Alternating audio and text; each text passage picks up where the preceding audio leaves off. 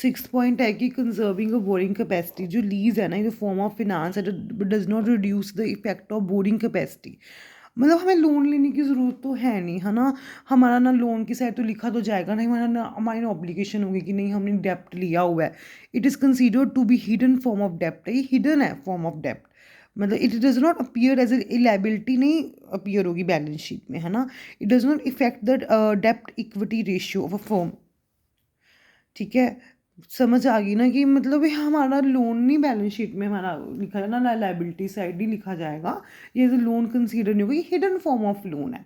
ठीक है, तो जैसे लोन देते हैं ना, तो इतना कुछ होता है कि भाई हम हमें कोई ना कोई अपनी प्रॉपर्टी लोन मतलब मोर्टगेज देनी पड़ेगी, एक ऑब्लिगेशन होता है, नहीं हम हर महीने यूज़ कर रहे हैं उसी की एक अमाउंट देते रहो, तो ये एक पॉइंट है। ठीक है, tax planning and differentiate tax advantage.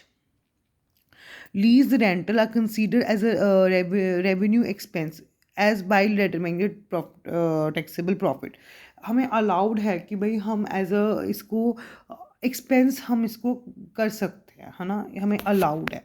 अगर हमने कोई मशीन रेंट पे लेंगे तो हमें अलाउड है गवर्नमेंट की तरफ से कि हम इसको एक्सपेंस कर लें। 10,000 कोई रेंट पे हमने लिया है मशीन, 20,000 25,000 तो हम उसको खर्चे में डाल सकते हैं P&L में। तो उसका क्या फ़ायदा, उसका टैक्स कम होगा, है ना, टैक्स कम होगा हमारा। It is advantage for the lease is minimize the tax liability more less who is the lessor who is usually in the higher tax bracket pass the benefit of depreciation advantage to the leasee। पर कहते हैं जो lessor है, जो usually higher tax bracket pass the benefit of depreciation to advantage to the lessee in a form of reduce the lease payment. Lessor चाहे तो वो अपना जो भी हायर टैक्स ब्रैकेट पास कर सकते हैं, अपना बेनिफिट दे सकते हैं डेप्रिसिएशन का, तो एडवांटेज टू लीसी भी दे सकते हैं in form of reduce lessee payments. Lessee can also arrange to adjust lessee rental in which it reduce, वही मैंने कहा कि वो टैक्स रिड्यूस, इससे टैक्स लेबिलिटी रिड्यूस हो जाएगी। ठीक है, उसको उतना ही कम टैक्स देना पड़ेगा। Higher return on capital employed,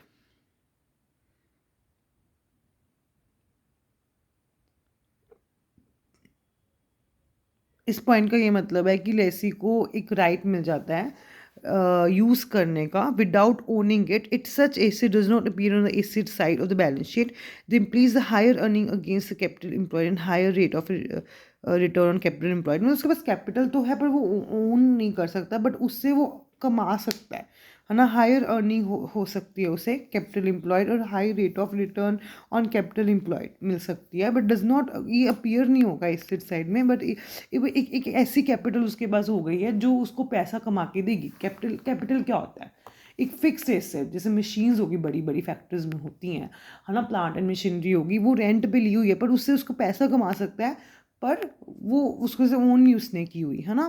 convenience and flexibility है, ये चाहे तो मतलब ऑपरेटिंग में होता है कि कैंसिल भी कर सकता है जो किराएदार है।